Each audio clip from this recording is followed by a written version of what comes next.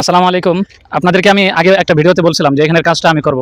সেই আশায় আমি আজকে সকালেও আসছি এবং এখনও আসলাম একটা অন্য জায়গায় একটা কাজ করে। তো আমি চাচারে আমি আসার পথে মানে এখানে আসার পরে দেখলাম যে ইনি এই কাজটা করতেছেন সামাজিকভাবে। তো আমার যে একটা আশা ছিল আমি কাকারে বললাম, তো সে রাজি হয়েছে যে আমি এখানে কাজটা আমি তার সহযোগে হয়ে আমি কাজটা যেন করতে পারি। আপনি কি বলেন? আলহামদুলিল্লাহ, সহযোগিতা করবার চাইলে তো দিতেই হয়। সামাজিক কাম, আমরা সবাই পরস্পর হাতে হাত মিলিয়ে কাঁধে কাঁধ মিলিয়ে কাজ করবো, এটাই আমাদের প্রত্যাশা। ঠিক আছে ইনশাল্লাহ, তাহলে আমিও আসি এই ভিডিওতে, আপনারা ভিডিওটি দেখতে থাকুন। এটা হলো গোপালগঞ্জ জেলার মুকসুদপুর থানার দিগনগর ইউনিয়নের পাশে, যে আমরা এই যে বাক্সাখোলা ঢোকার পথে যে ব্রিজটা, এই গোড়ায় এই সমস্যাটা হচ্ছে।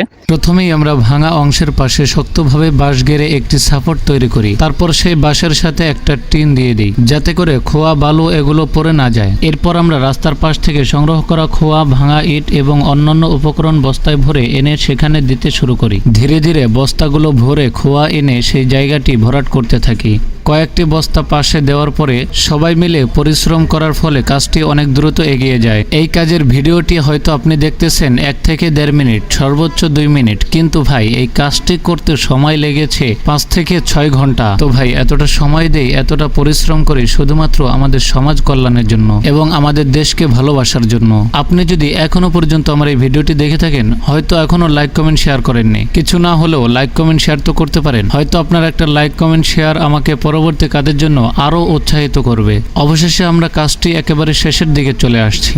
আসসালামু আলাইকুম। অবশেষে আমরা একটা লেভেলে নিয়ে আসলাম কাজটা। দেখতে পাচ্ছেন এখানে আগে কি একটা অবস্থা ছিল, তো এখন সন্ধ্যা হয়ে যেতেছে। এখন আজকের মতো এই পর্যন্ত বিরতি। তারপরে মোটামুটিভাবে এই জায়গা দিয়ে গাড়ি চলতে পারবে, ঠিক আছে? হ্যাঁ, এখন যাইতে পারবে, এরকম একটা পজিশন আসছে। তো আমরা যে কাজটা করলাম চাচা, আপনার অনুভূতিটা কি বলেন? আলহামদুলিল্লাহ, এরকম যদি আমরা সবাই মিলেমিশে সমাজের কাজ করি, তাহলে আমাদের সমাজ উন্নতি হওয়ার সম্ভাবনা আছে।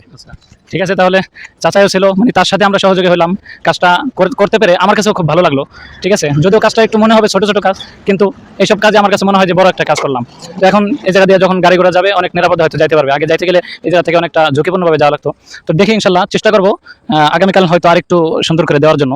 তো সবাই ভালো থাকবেন, বিশেষ করে একটু দোয়া করবেন আমাদের জন্য, আমরা যেন সর্বহালাতে জনকল্যাণভাবে কাজটা করতে পারি। ঠিক আছে, আসসালামু আলাইকুম রহমতুল্লাহি ওয়া বারাকাতুহু।